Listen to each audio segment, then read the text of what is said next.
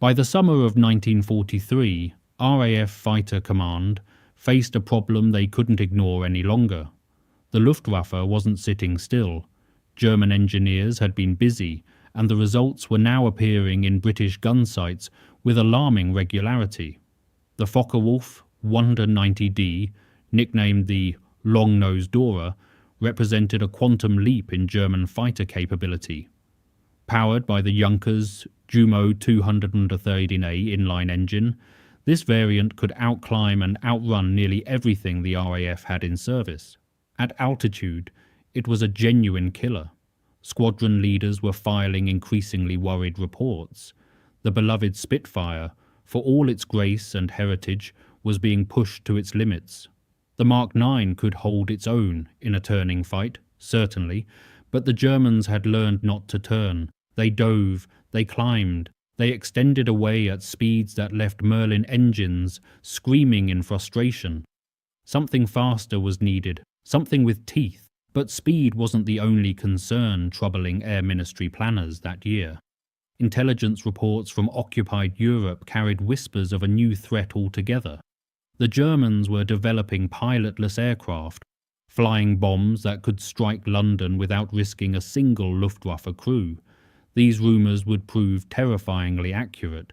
The V-1, soon to be christened the Doodlebug by British civilians, would demand an interceptor capable of catching a target travelling at over 400 miles per hour in level flight. Nothing currently in squadron service could reliably manage that feat.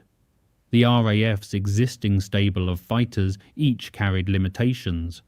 The Typhoon, Hawker's brutish ground attack specialist, had the raw power but suffered from compressibility problems at high speed. Its thick wing generated tremendous drag as velocities increased, creating a ceiling that pilots couldn't break through no matter how hard they pushed their throttles. The aircraft also carried a troubled reputation. Early Typhoons had developed a nasty habit of shedding their tails in flight, killing pilots without warning. Though this structural failure had been largely addressed by 1943, confidence in the design remained shaky. What Fighter Command needed was something entirely new. An aircraft combining the Typhoon's massive Napier Sabre engine with aerodynamics refined enough to unleash that power properly. They needed speed without the handling vices, firepower without the structural compromises. In short, they needed a miracle wrapped in aluminium and determination. Fortunately, someone was already working on exactly that. At Hawker Aircraft's design offices in Kingston upon Thames, Sir Sydney Camm had been wrestling with the Typhoon's shortcomings since the aircraft first entered service. Camm was no stranger to fighter design. His Hurricane had formed the backbone of RAF Fighter Command during the Battle of Britain, shooting down more enemy aircraft than all other defences combined. He understood what made fighters effective in combat, and he understood what was holding the Typhoon back. The answer, Camm believed, lay in the wing. The Typhoon's wing section was simply too thick, creating drag that mounted exponentially as speed increased. A thinner wing would allow the aircraft to slice through the air more efficiently, translating engine power into genuine velocity rather than wasted turbulence. But designing a thinner wing wasn't straightforward. It had to house the retracted undercarriage, carry 4 20mm Hispano cannons with their ammunition, and contain sufficient fuel for operational range. Every inch mattered. By late 1943, Camm's team had produced drawings for what they initially called the Typhoon II. On paper, it promised everything Fighter Command wanted. Whether it could deliver those promises in the unforgiving reality of combat remained to be seen. The clock was ticking, and across the channel, German factories were working around the clock. Sydney Camm had spent years watching pilots die in aircraft that weren't good enough. The Hurricane, for all its success, had been outclassed by the Messerschmitt 109 in almost every performance metric. Only superior tactics and desperate courage had carried RAF pilots through 1940. Camm swore he wouldn't repeat those mistakes.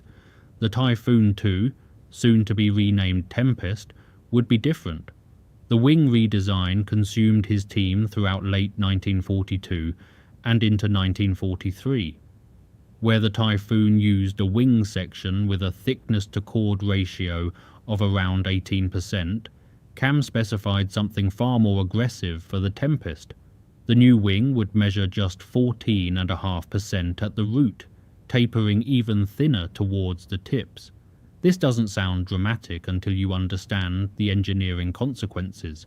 Every fraction of a percent reduction meant less internal volume for fuel, undercarriage mechanisms, and weaponry. The design team had to reinvent nearly every component that lived inside that wing. The leading edge received particular attention. Camm's aerodynamicists understood that airflow behavior at high speeds differed fundamentally from low-speed flight. They shaped the Tempest's leading edge with a subtle curve designed to delay the onset of compressibility buffeting, that violent shaking which had plagued Typhoon pilots diving at high velocity. Wind tunnel testing at the Royal Aircraft Establishment at Farnborough confirmed they were on to something. The new wing showed dramatically improved characteristics above 450 miles per hour, but the wing wasn't the only problem requiring solutions. The Typhoon's chin-mounted radiator created enormous drag, hanging beneath the nose like an architectural afterthought. German fighters had moved towards annular radiators, wrapping cooling systems around the engine, cowling in a much cleaner arrangement. Camm studied these designs carefully. For the Tempest, he positioned the main radiator in the wing leading edge, using carefully designed ducts to channel cooling air through the system. This arrangement dramatically reduced frontal area whilst actually improving cooling efficiency. The Tempest nose emerged sleek and purposeful, a marked contrast to its predecessor's blunt aggression. Engine mounting presented another challenge. The Napier Sabre produced tremendous power, but also tremendous vibration.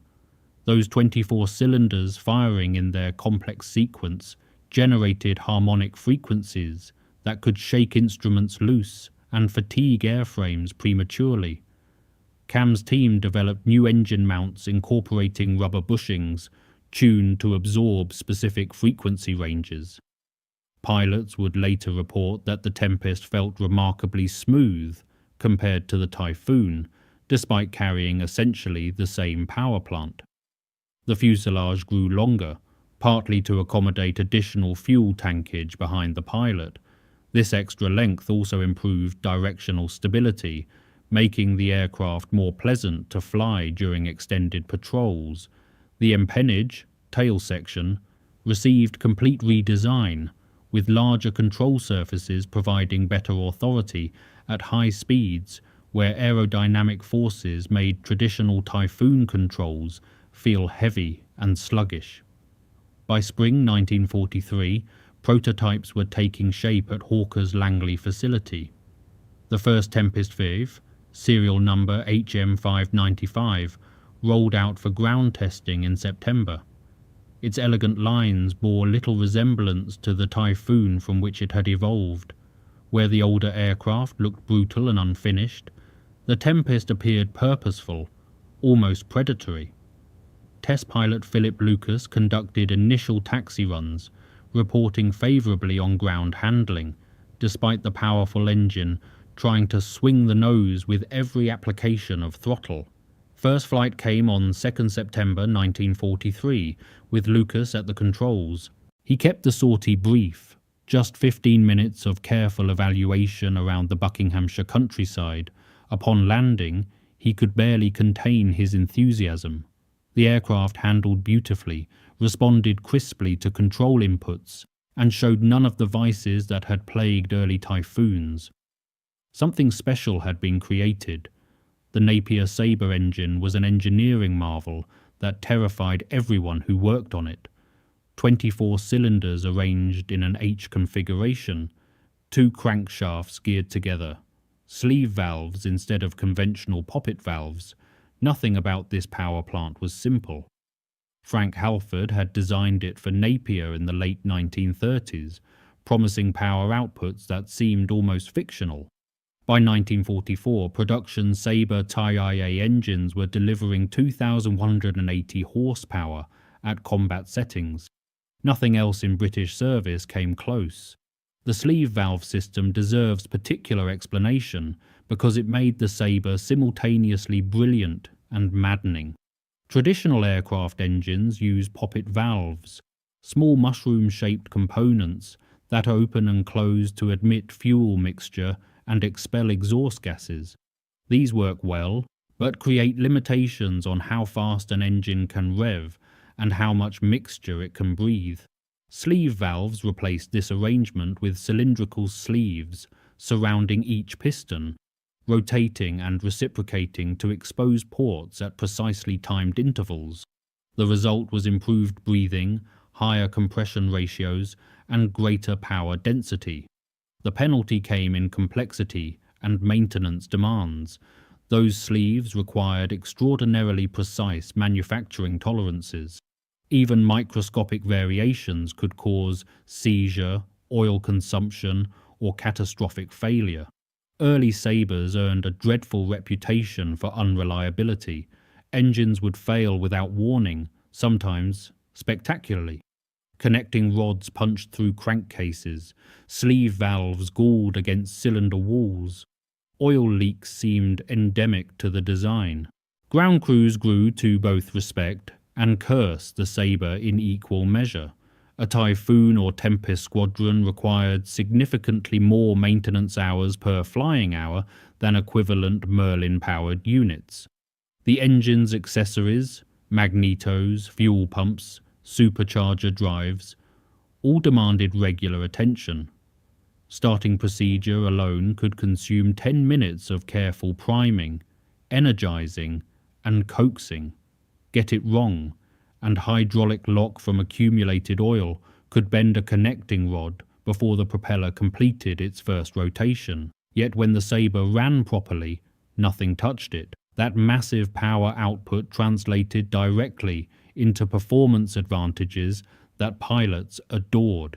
The Tempest V could reach 435 miles per hour in level flight at optimum altitude, officially. Pilots reported genuine indicated airspeeds approaching 450 miles per hour in certain conditions. These weren't exaggerations born from combat excitement. Post-war testing confirmed the Tempest V as the fastest propeller-driven aircraft in RAF service during the conflict. The supercharger system contributed significantly to this performance. A single-stage, two-speed supercharger compressed intake air before it reached the carburetor, maintaining power output as altitude increased. Pilots learned to switch supercharger gears at around 9,000 feet for optimal performance, though combat rarely allowed such textbook operation. The Sabre delivered its best performance at medium altitudes between 10,000 and 20,000 feet, precisely where most European air combat occurred. Fuel consumption proved prodigious. The Sabre drank aviation fuel at rates that shocked pilots transitioning from Spitfires. Combat power settings could consume over 150 gallons per hour, limiting endurance to roughly 90 minutes under typical operational conditions. Ground controllers learned to factor this limitation into mission planning, keeping Tempest squadrons on shorter patrol routes than their Merlin-powered contemporaries. The propeller deserved recognition as well. De Havilland provided a four-bladed constant speed unit measuring 14 feet in diameter. Those broad blades converted the Sabre's tremendous torque into thrust, though they also generated remarkable noise. Tempest pilots reported that the aircraft announced its presence from miles away, a deep thrumming growl quite distinct from the Spitfire's higher-pitched scream. German pilots would later describe hearing Tempests before seeing them, that distinctive sound creating psychological impact before any shots were fired. Napier eventually tamed the Sabre's worst tendencies through relentless development. By mid-1944, reliability had improved dramatically. Though the engine never became truly docile, it remained a thoroughbred power plant demanding respect and expertise from everyone who encountered it. The first operational Tempest Vs arrived at RAF Newchurch in Kent during April 1944. Number 150 Wing, commanded by the legendary wing commander Roland Beaumont, would introduce the aircraft to combat. Beaumont had flown Typhoons extensively and understood both their strengths and limitations. When he first tested the Tempest, he recognized immediately that Hawker had delivered something exceptional. This wasn't merely an improved Typhoon, this was a different category of fighter entirely. Newchurch was a temporary advanced landing ground, little more than steel mesh runways laid across farmland. Conditions were Spartan: tents for accommodation, portable facilities, mud everywhere when it rained. But the location was perfect.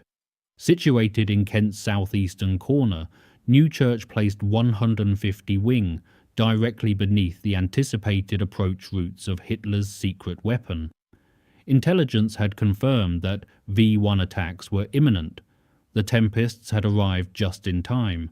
3 squadrons formed the wing: 3 Squadron, 56 Squadron, and 486 Squadron, Royal New Zealand Air Force. Pilots underwent rapid conversion training, learning the Tempest's handling characteristics and, crucially, its tremendous speed capabilities. Beaumont drilled his men relentlessly on high-speed interception tactics. The V-1 flying bomb travelled at approximately 400 miles per hour, leaving precious little performance margin for interceptors. Every technique had to be perfected before combat began. The first V-1s fell on London during the night of 13th June 1944, exactly 1 week after D-Day.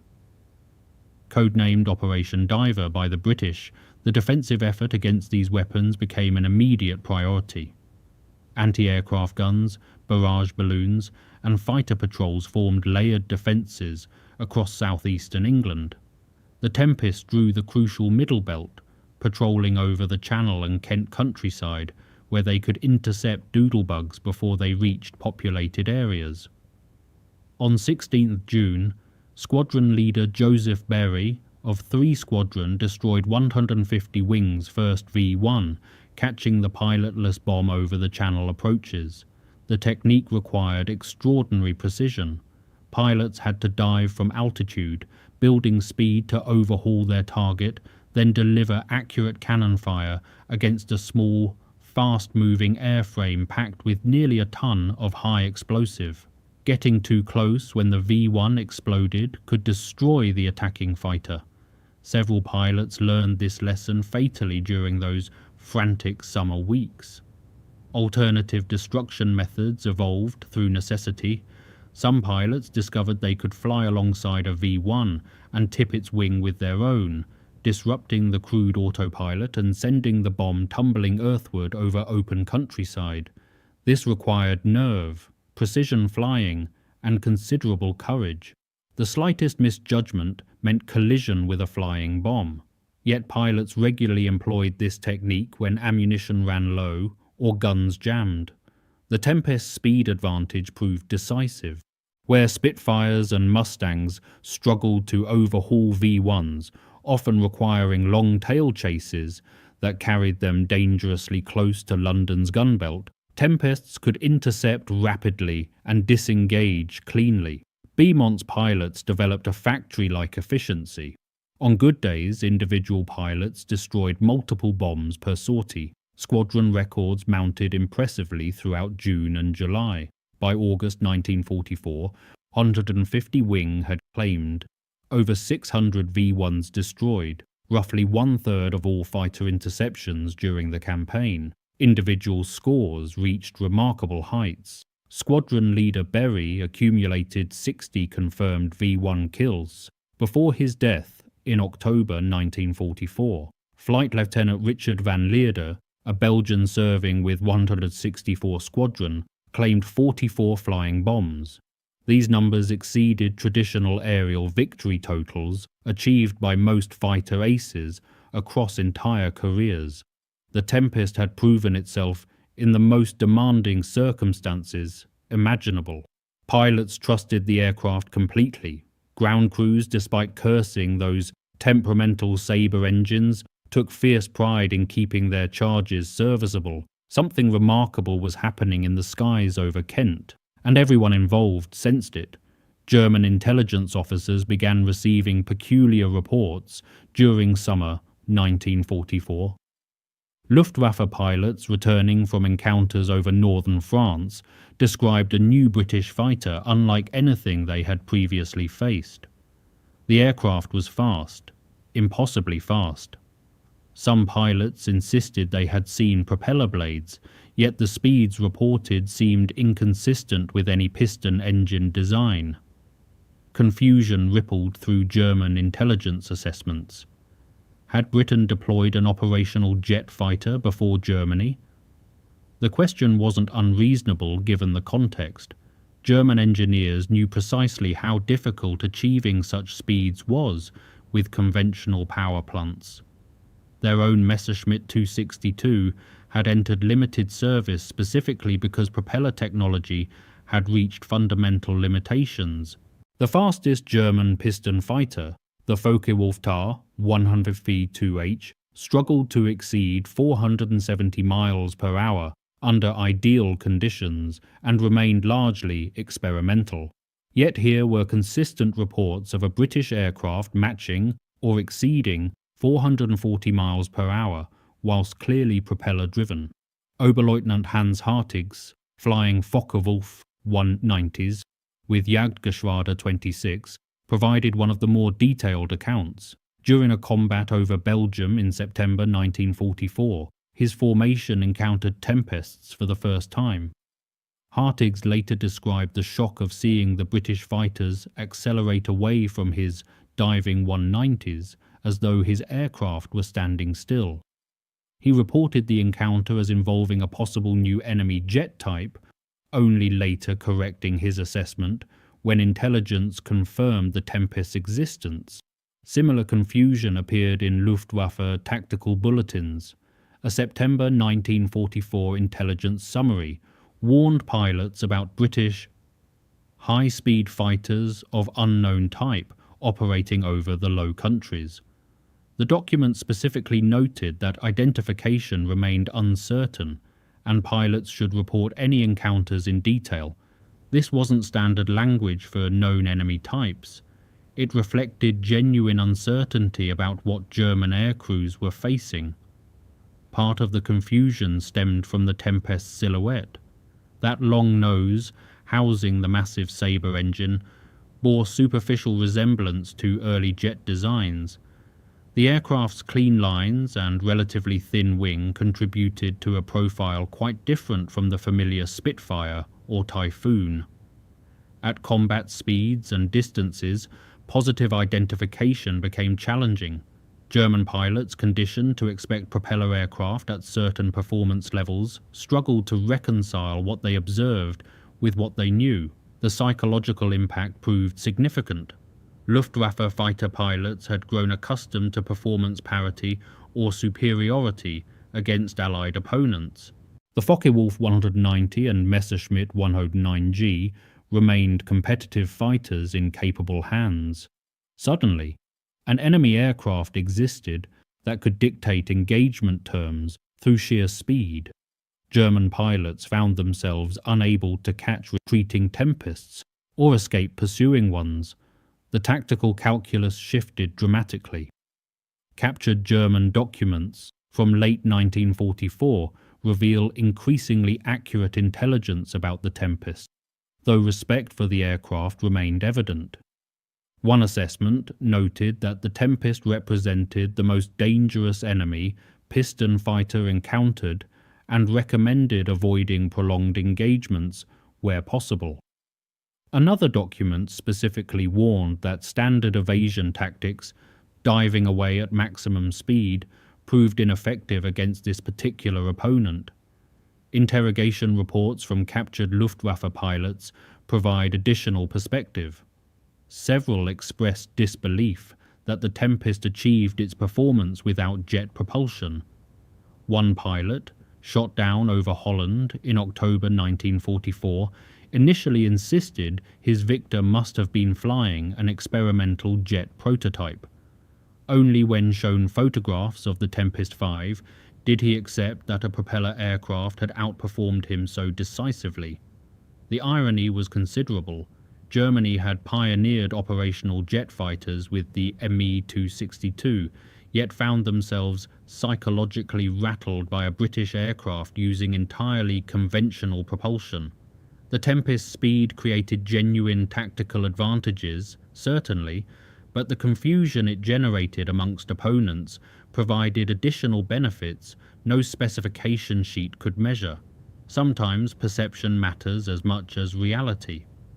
As V-1 launches diminished following the Allied advance through France, Tempest squadrons transitioned to new roles. By late September 1944, 150 Wing had relocated to the continent, operating from captured airfields in Belgium and Holland. The mission shifted from defensive interception to offensive operations, ground attack, armed reconnaissance, and increasingly hunting the Luftwaffe's own revolutionary fighters. The Messerschmitt 262 had entered squadron service, and Fighter Command wanted it stopped. The Me-262 represented everything the Tempest was not. Twin Junkers, Jumo 04 turbojets propelled it to speeds exceeding 540 miles per hour, rendering conventional interception nearly impossible. Its 430mm cannons could shred a heavy bomber with a single pass. Had Germany deployed the 262 in sufficient numbers during 1943, the strategic bombing campaign might have faced insurmountable opposition. Fortunately for the Allies, production delays, fuel shortages, and Hitler's insistence on using the aircraft as a bomber had squandered Germany's technological lead. Yet the 262 remained extraordinarily dangerous when encountered. Allied fighters couldn't catch it in level flight or pursue it through a dive. Standard tactics proved useless. Tempest pilots, working alongside Mustang and Spitfire squadrons, developed new approaches exploiting the jet's vulnerabilities.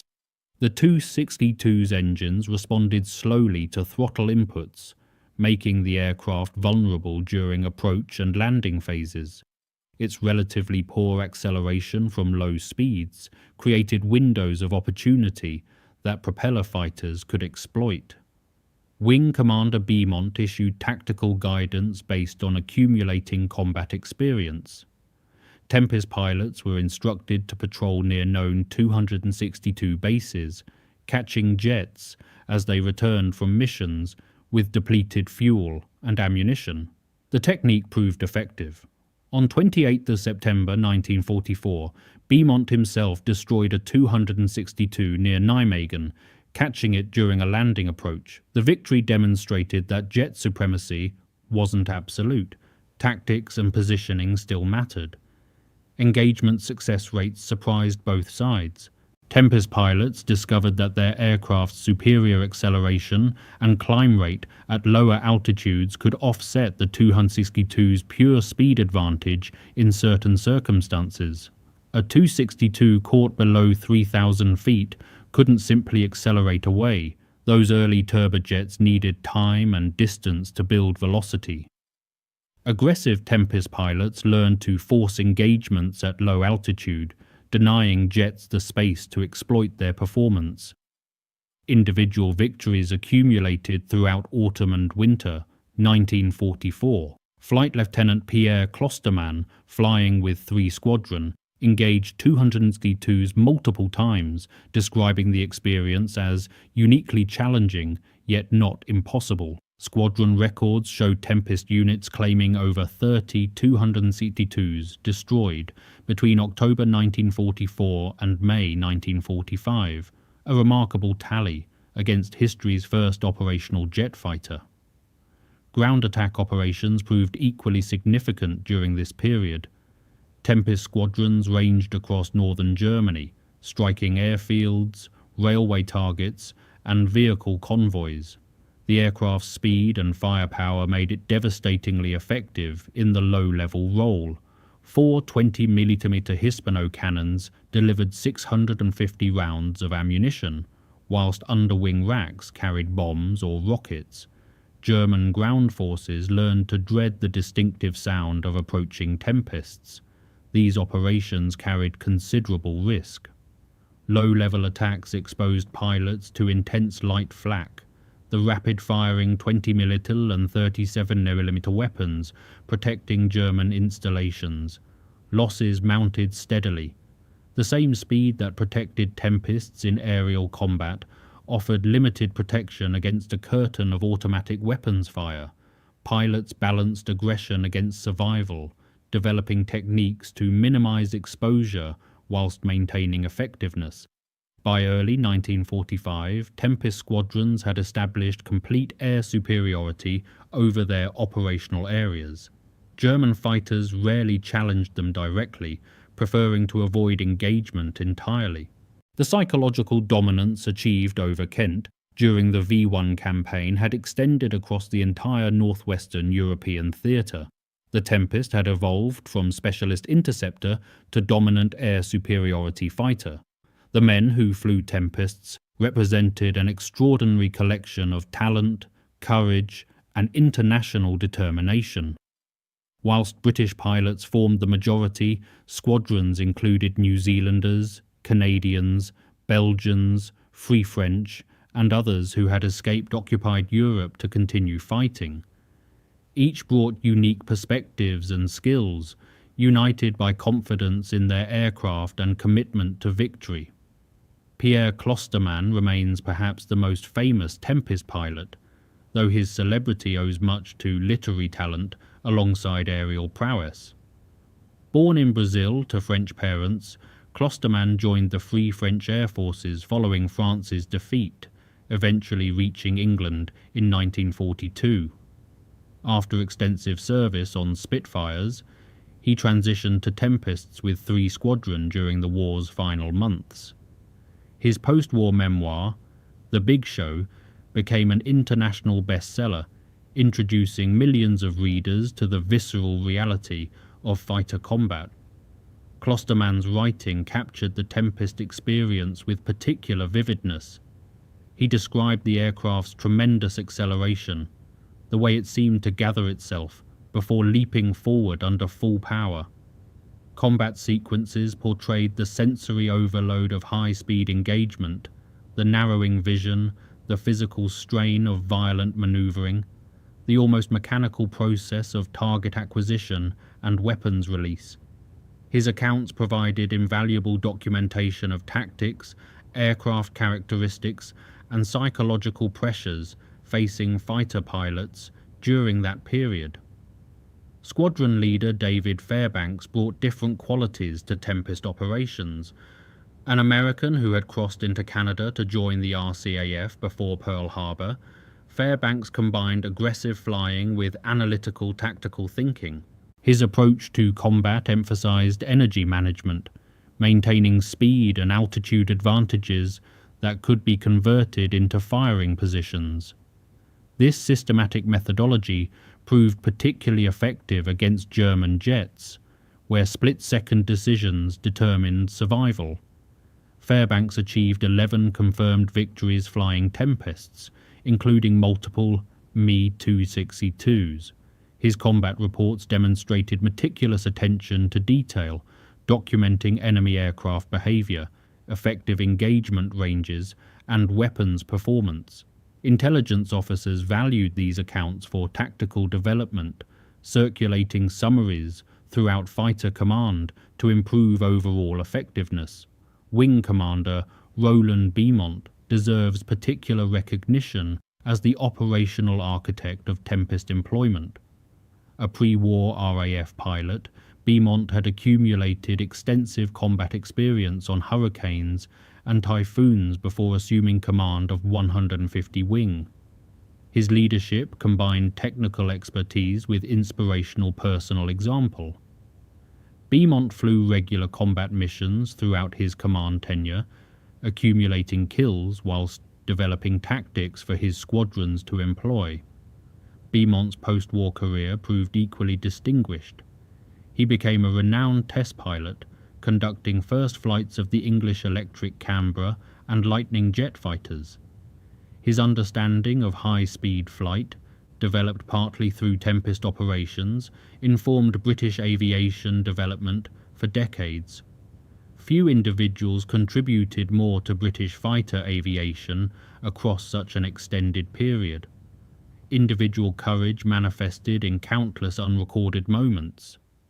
Pilots returning with battle damage, pressing attacks against defended targets, covering damaged comrades during withdrawal. These actions rarely generated official recognition, yet represented the operational reality. Decorations accumulated across Tempest squadrons, distinguished flying crosses, distinguished service orders, and foreign awards from allied nations. The human cost remained substantial.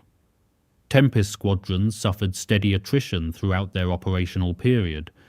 Young men disappeared over enemy territory, killed in combat, lost to mechanical failure, or brought down by ground fire during low-level operations.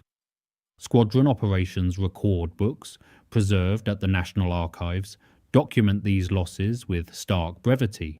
Names, dates, circumstances, next of kin notified. Behind each entry lay individual tragedy, families shattered, potential unfulfilled. Yet those who survived carried profound pride in their service. Tempest pilots knew they had flown something special, an aircraft representing the absolute pinnacle of propeller-driven fighter development.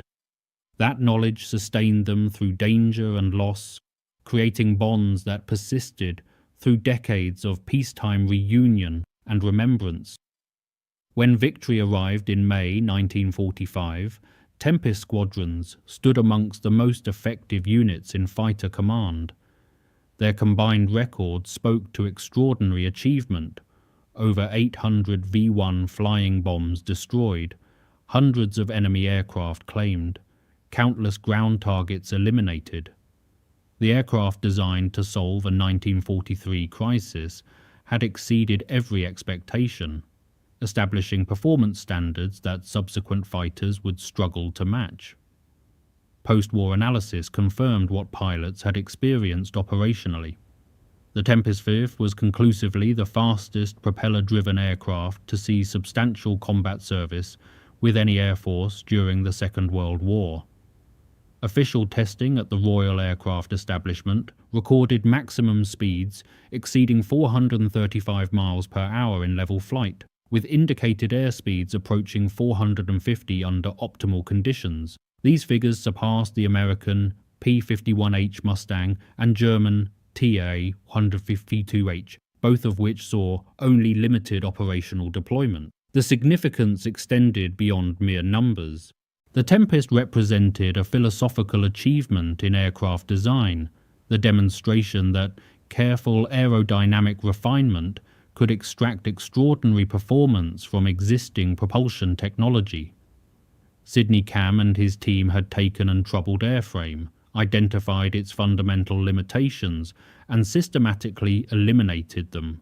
The result validated analytical approaches that would shape post-war aviation development. Hawker continued Tempest development after victory, producing improved variants, incorporating lessons from combat experience. The Tempest II, powered by a Bristol Centaurus radial engine, addressed the Sabre's maintenance complexity whilst delivering comparable performance. This variant served extensively in the Far East and remained operational with the RAF until 1949. The Sea Fury, a naval derivative, incorporated Tempest design principles into an aircraft that fought with distinction during the Korean War, achieving one of the few propeller versus jet kills against a MiG-15. Museum examples preserve the Tempest for contemporary examination. The Royal Air Force Museum at Hendon displays a beautifully restored Tempest V, serial number NV778. allowing visitors to appreciate the aircraft's proportions and detail. The Tempest's size often surprises first-time observers. This was a substantial machine, considerably larger than the Spitfire, built to house that massive Sabre engine and carry substantial armament. Additional examples survive in private collections, occasionally appearing at air shows, where their distinctive sound continues thrilling audiences. Aviation historians consistently rank the Tempest amongst the finest fighters of its era. The aircraft combined speed, firepower, and handling characteristics into a package that remained competitive against early jet fighters, whilst dominating conventional opponents. Its success against the Me-262 proved particularly significant, demonstrating that tactical employment and pilot skill could offset technological disadvantage under certain circumstances. The German confusion over whether the Tempest represented jet propulsion remains a fascinating historical footnote.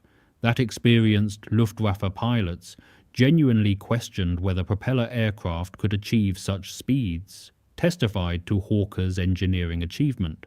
The Tempest had pushed piston-engine technology to limits that seemed impossible, creating performance characteristics previously associated only with revolutionary new power plants.